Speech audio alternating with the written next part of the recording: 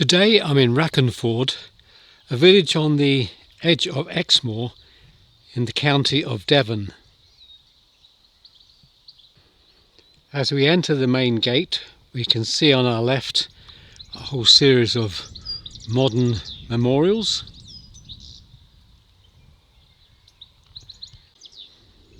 And as we walk further in, we can see the memorials are a lot older.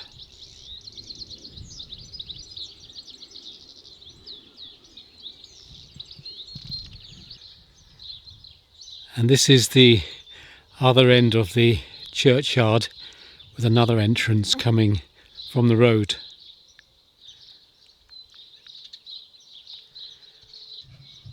Well, it's great news that the church is unlocked, so we'll start by having a look inside.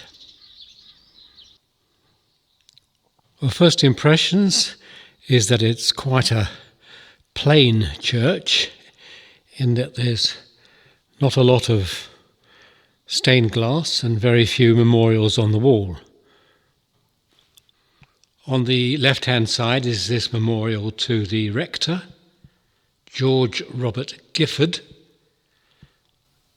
and you can probably see the dates better on the camera than I can actually make out.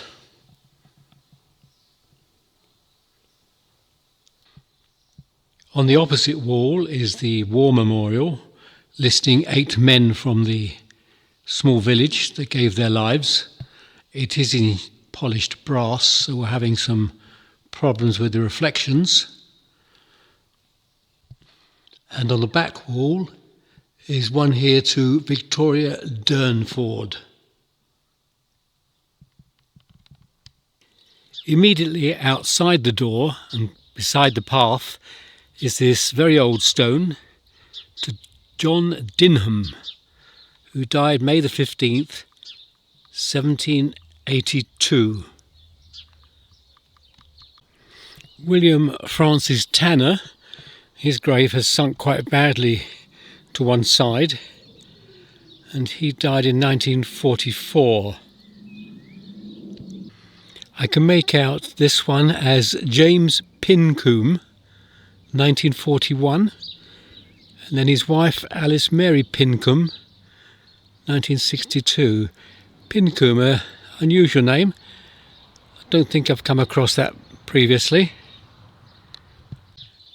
This one to Joseph Gibbons, June the 22nd, 1881, aged 91 years.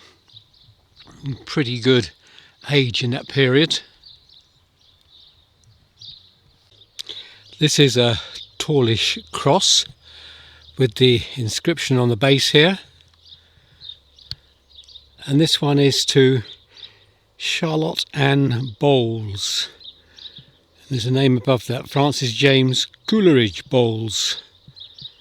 Charlotte died in 1939.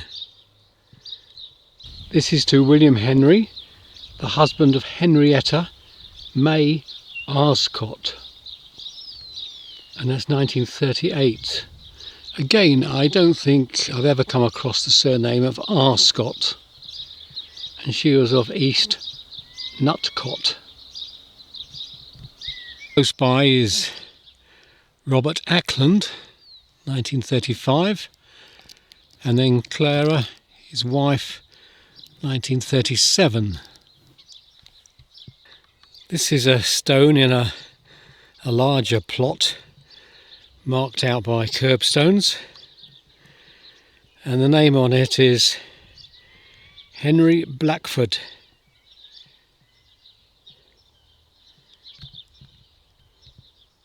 This is close to one of the gates to the churchyard, and the stone appears to have been cleaned recently. And we've got Mary Ann, the wife of Sidney Crocker, 1938, and then Sidney, 1953. And just in front of that we've got more of the Crocker family. We've got Fred Sidney Crocker, 1958, and then Sylvia Dorothy Carmen Crocker, who died in 2002. And here's another Pincombe of Queen Dart, Witheridge, Now Witheridge is the next small village along, and William died in 1937 and Sarah Ann, his wife, died in 46. What we're seeing in this section of the graveyard is mostly relatively recent graves, 1930s, 40s and 50s.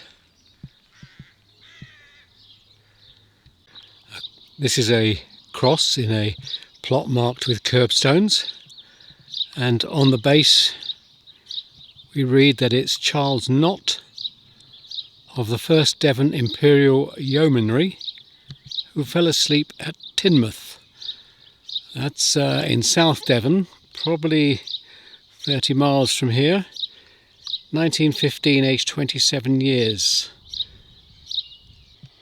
Lying in the long grass is Wilfred Charles Singerton, 1959.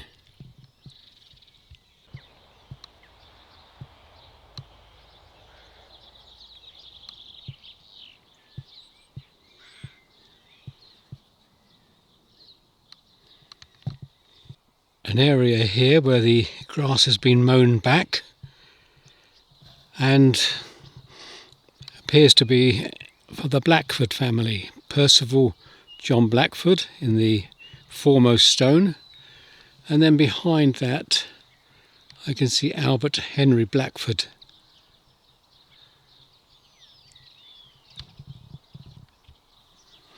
A small stone with just initials: AW 1860, WW 1871.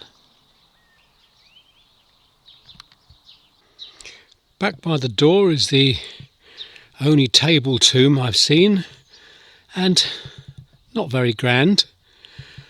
It appears the name is Partridge or something similar on the top. This one is to memory of Jane Collard, the daughter of John and Mary Collard of this parish, who departed this life 5th day of February 18, could be 21, I think 21, might be 91, 21 I think. The stone looks in a very old style. And here is a modern stone with that surname again, Pincombe. Alfred James Pincombe of Truro's House, Rackenford, 1987, and his wife Vera Charlotte in 1996. So quite clearly Pincombe is a family name in this area. And just a short way behind that is yet another, William A. Pincombe, Burt, 1978. And this is an old style stone, Thomas Hayward, Yeoman of Oakford, 1855, aged 83, and then Charity, his wife. Yeoman was a landowner of moderate size. Not a massive lord of the manor, but perhaps what we would now call a farmer who owned multiple acres. Yeoman of Oakford. This one to Richard, the son of Humphrey and Elizabeth Butler. He was just 12 years old when he died in 1857. And James, his brother of the above, aged 15 years. What a tragedy for that family to lose those two young men.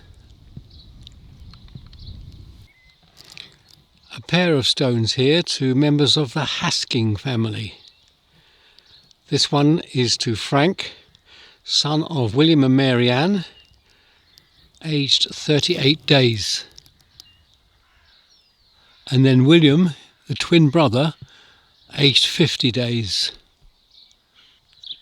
Across here to the right we have William, the husband of Mary Ann Haskins, aged 43, and then Mary Ann, who died in 1829. I don't quite understand those dates. I think that's probably 99 at the bottom there, I'm not quite sure. And now I'm back into the area where I first came in, and these are the modern graves.